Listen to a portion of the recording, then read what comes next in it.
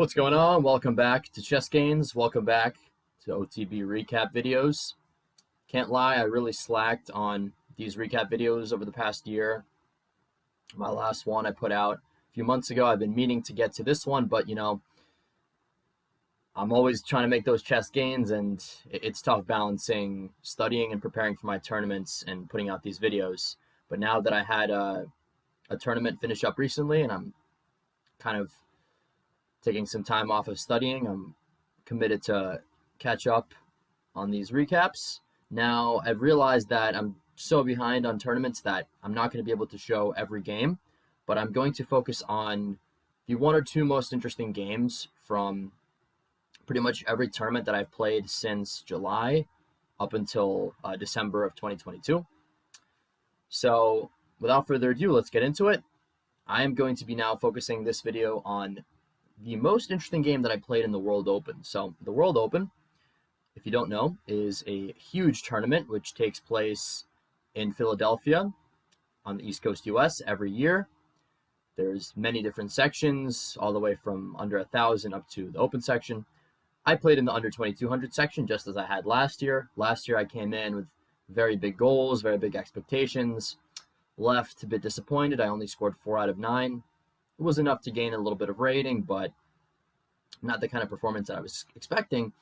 So this year I was sort of coming back for redemption. I wanted to score at least 6.5. And I started off pretty well. I won my first 2 games against a bit low rated players. First guy was maybe 1,900. Second guy was about 2,000. My rating was 2,100 or just under going in. Actually about 2,087 it was at the time. And then round 3 was just an awful game for me. I played against this very underrated kid. He was like high 1800s. And this is one of the rare cases where I actually got a bad position out of the opening. I played some terrible prep, which was just, I don't know what I was thinking. It wasn't good. Got a not such a good position. Managed to kind of fight my way back into the game. But he got a big attack against my king, which was castled on the queen side. And I just wasn't able to defend. I lost that game. Then I came back the next morning, won. So at that point, I was on 3 out of 4. And then I proceeded to draw my next 2 games. Drew against this woman candidate master. It was a pretty tough game. And then the next game, I really had great chances to win, but kind of spoiled it in time trouble. And so going into this round 7 game, which is the evening round of the 4th day, I was on 4 points out of 6. So having an okay tournament, not the best.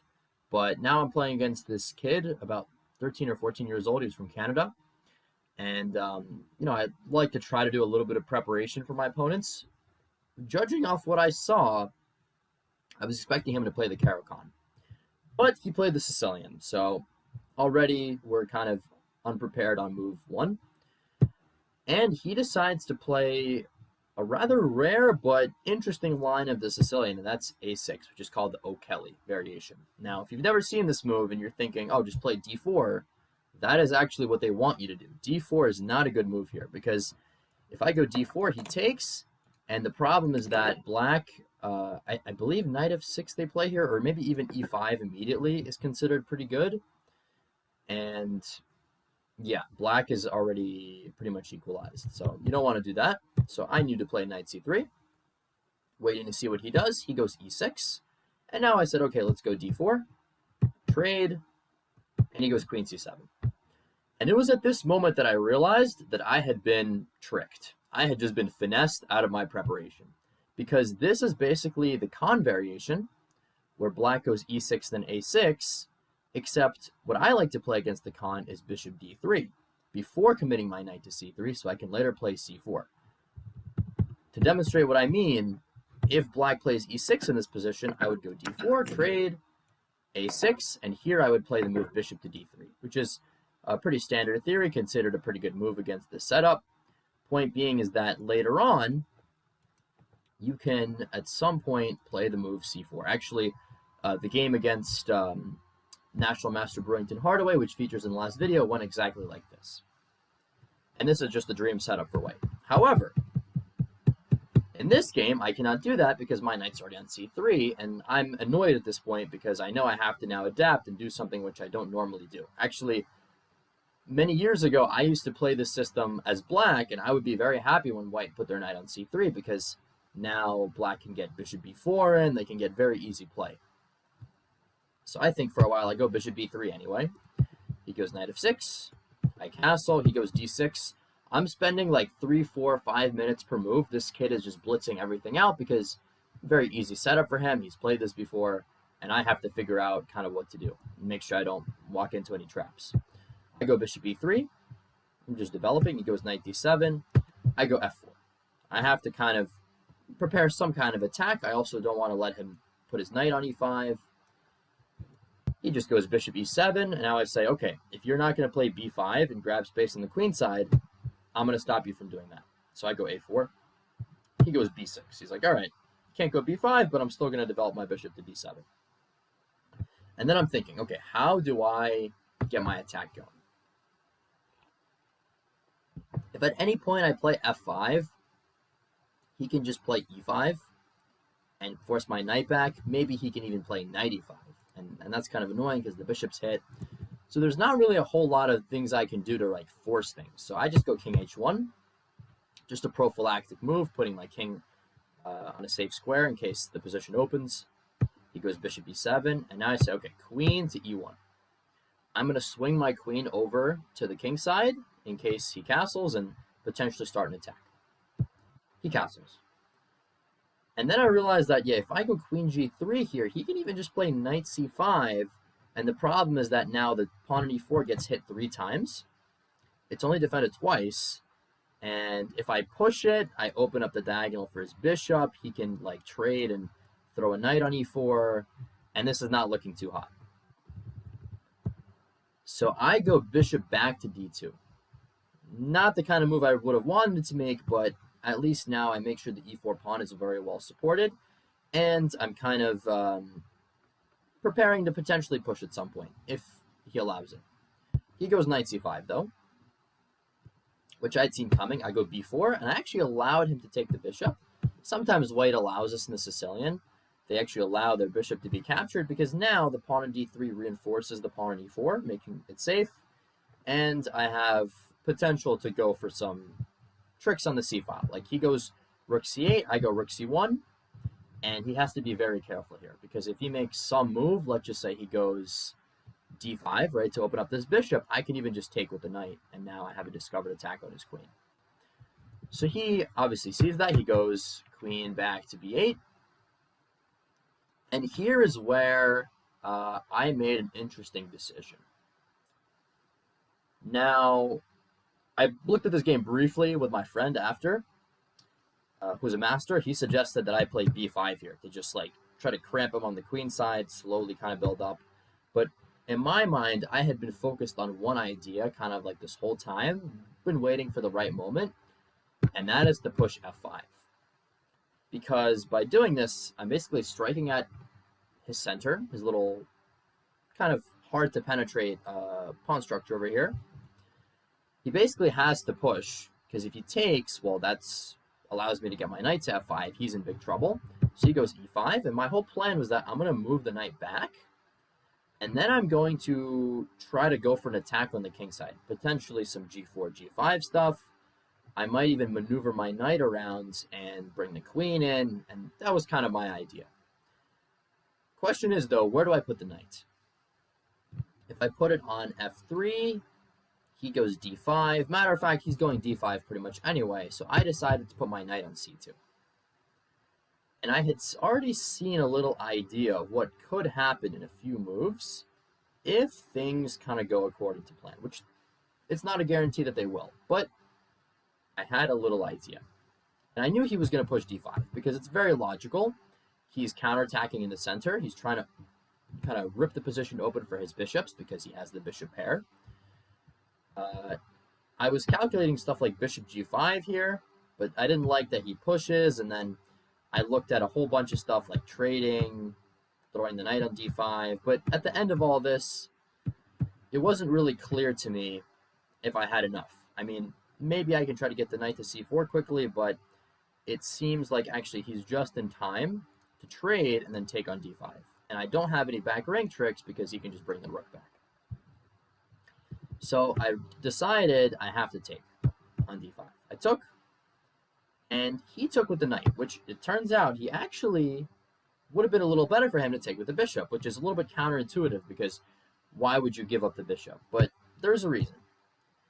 I now took, he took, and I played knight e3. And I had seen all of this coming, and I had a little trick up my sleeve, which he, fortunately for me, played right into.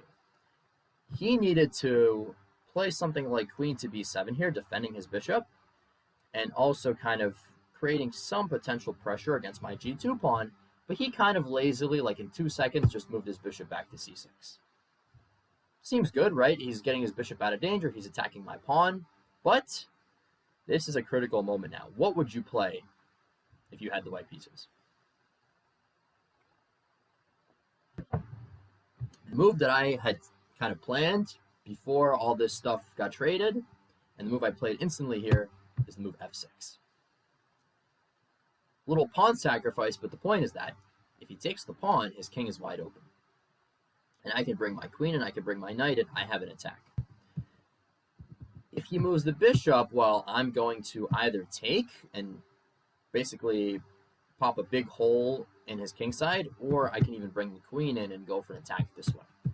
This looks very scary if you're black. Like maybe he can stop checkmate, but it's looking pretty bad. So of course he took with the bishop, and I instantly snapped that bishop off, and he was like, whoa. Point is, though, when he takes, yeah, he's up in exchange, and he's up a pawn, but now my knight lands on f5, and he is in trouble, because my threat is very simple. I'm threatening to move the queen in here, and then slide it in, and that's checkmate. If he plays king h8, I can bring in the queen in this way, and I actually saw that he could sacrifice his bishop on g2, and like give a check, because basically he doesn't have a good way to defend the pawn, right? Like his queen cannot come to d6, his rooks can't defend, so he has to do something. He has to try to sacrifice. Otherwise, I mean, I'm going to take here and this is mate, right? Or this is mate. 2 ways to do it. So I saw that he would take, I would take, and then he could give a check, and he could kind of defend the pawn, but I figured that actually, I even have this knight e7 fork at the end, but basically, even if I didn't, knight and bishop should be better than the rook. So I was pretty confident, like, I'm winning. I was walking around after playing knight f5, like, I basically thought this game was in the bag.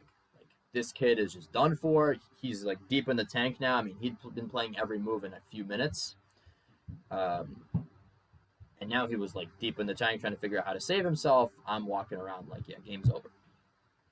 And then I come back, and he plays this move. He takes the pawn on g2 with check. And I had seen this coming, and I was thinking that I could just move my king to g1, right? Because if I take, he does have a check, and he has a little bit of counterplay. I thought I was going to go king g1. And then I realized that actually here he can go king h8, and now he can bring his queen to the defense. And I can take this, but now it's not as clear. I mean, my king is wide open. He has this potential check. He has this check, and he can defend the pawn. And now there isn't going to be a fork on e7 with the knight, kind of like in the other line. Like, the queen being 1 square away actually makes a big difference.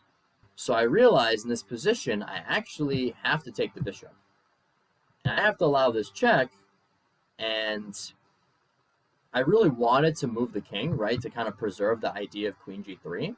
But the problem is that I have nowhere good to move it. If I move my king to f2, I block the queen. He can just get his king out of the way and then cover with his rook. If I put the king on h3, he gets this check in. That's not good. If I go back, he can move his king here, and I can't even play this move because he's going to go rook g8, and actually that's a pin. So I realized my best course of action is actually to allow a trade of queens, which basically signals the end of my attack. But we're now in this endgame where the material is very interesting. I'm down 2 pawns, but I have a knight and a bishop for a rook. And already I was realizing, and I hope you do too, where this is kind of headed for.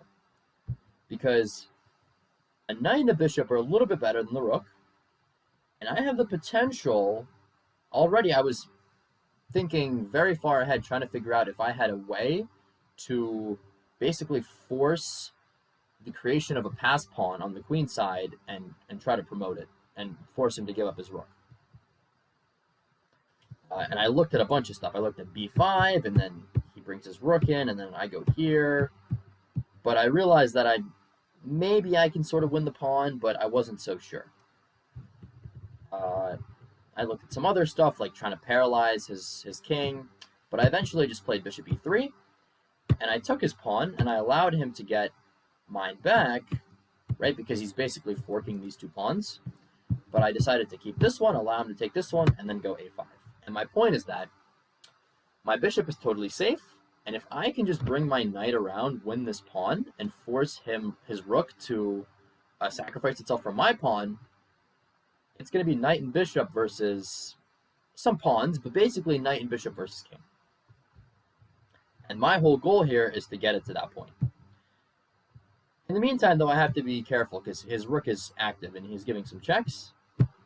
But eventually his checks kind of ran out, and I pulled off a very nice maneuver. I first played knight d6, defending my pawn on e4 while hitting the pawn on f7.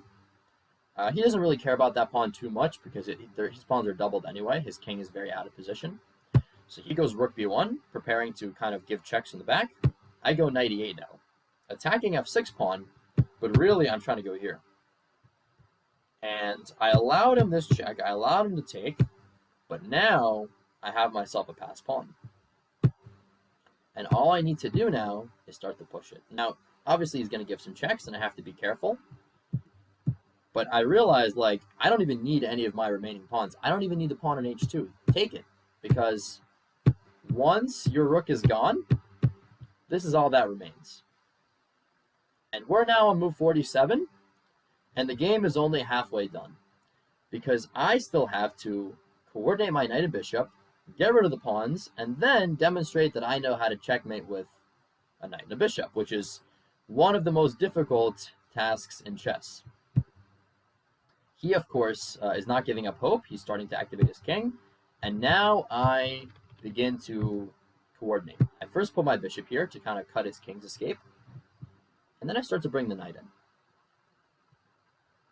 in. And then it comes to d5. And I have to be very precise here. Because, for example, if I take with the bishop, he goes king e6, draw. Because my knight and bishop are forked, I can't save both pieces. So I have to be very precise. I have to take with the knight. He goes h4, and it looks a little bit scary because his pawns are marching, but with two minor pieces, they're not going to get very far. Just bring the knight back, make sure I get this pawn, no rush, just bring the bishop back, take, and now we're getting closer. And I get rid of his pawns. I mean, there's no point of him even really trying to hold on to them because eventually they'll fall. And now we have king, knight, bishop versus king. Move 64 run now. Now, if I had gotten this position about a year and a half ago, hard for me to say that I would be able to do it. Hard for me to say that I would be able to checkmate. But fortunately, I had practiced this checkmate quite a few times, and so I was very confident that I would be able to do it. I had only a few minutes left on the clock, but there's 30-second increments, so provided that you have an idea of how to do it, you should be able to pull it off. Now, the first phase of this endgame is to get the king into the corner, right? Because if he's running around the center of the board, you're not going to be able to checkmate him. What the defending team wants to do is put their king in the opposite color corner of the bishop, because you can only checkmate the king if he's in the same color. So I have a dark square bishop. I need the king to be in a dark square. And first, I just need to coordinate. I bring the knight around. Bring the knight to e5, making sure that he can't escape too far, right? Because if he goes, for example, to c8, I am in time to just bring the king in and... actually, how would I have done it here? I think maybe king c6 is better. Yeah, and then king here. Actually, this kind of helps me because now he's starting to bring his king towards the dark color corner. So he moves his king here. And eventually, I'm able to cut him off. And basically, now he's stuck in this corner. And here is where it begins. This is a technique which is very important to know. If you don't know it and you want to be able to checkmate with knight and bishop, I suggest you look up a video on how to do it. That's part of the way I learned. But basically, this is where it starts. This is the first move. This move stops the king from being able to come back towards this corner. And now he has to go this way. And it seems like the king is about to escape, right? Because the knight and the bishop are kind of on one side, the king is about to go to the other. But here's where there's a very important maneuver. It starts with knight to d5. King comes to a4. And it seems like the king is escaping, except there actually isn't too many places he can go once the knight swings around. Because now he can't go to c2. He can go to c3, which my opponent could have tried, but now I would have played this move. And notice how the knight covers this score. The king covers this, bishop covers this, knight covers this.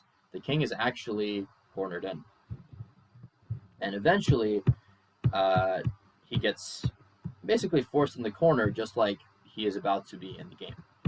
So he decided to go back this way, but I cut his escape. Knight covers a6, so he's in check. He has to go towards the corner. And at this point, the adrenaline was high. I knew I had it in the bag. I mean, to be fair, I knew I had it a long time before this, but you never really know as a chess player whether you're going to get this in a serious game over the board. And, you know, many players, maybe many grandmasters have played thousands of games, have never had this checkmate. So, and the way it finishes is I swing the knight around. King has only one square left. I just have to make a waiting move here. Check with the knight. And on move 93, I finally delivered checkmate. Does this really only happen in 1 in a million chess games? I just pulled that number out of my ass, but it's pretty rare, believe me. I've only had it once online and now once over the board. And yeah, can't lie, that felt pretty good. That win took me to 5 out of 7. 2 games left after this, and I was still pretty optimistic of hitting my goal of 6.5 and a 9, but unfortunately, things didn't really pan out. I was dealt 2 blacks against 2 kind of up-and-coming kids, both around 2000. Ended up drawing both games. Had decent chances to win the last one, but just wasn't able to get there. And so I finished with 6 out of 9, which was a decent score for me. But this tournament, I played down every single game. You know, under 2200 section, there were plenty of players like 2100. You know, the guy that won was like 2150. But the way things turned out, partially because of that early loss that I had, and I was never really like top of the pack, I just ended up playing down every single game. So I only picked up about 8 rating points in this tournament, which is a bit disappointing, but, you know, I have this nice game to show, and I'm moving on now to my next big tournament, which is the Washington International. Stay tuned for that in the next video.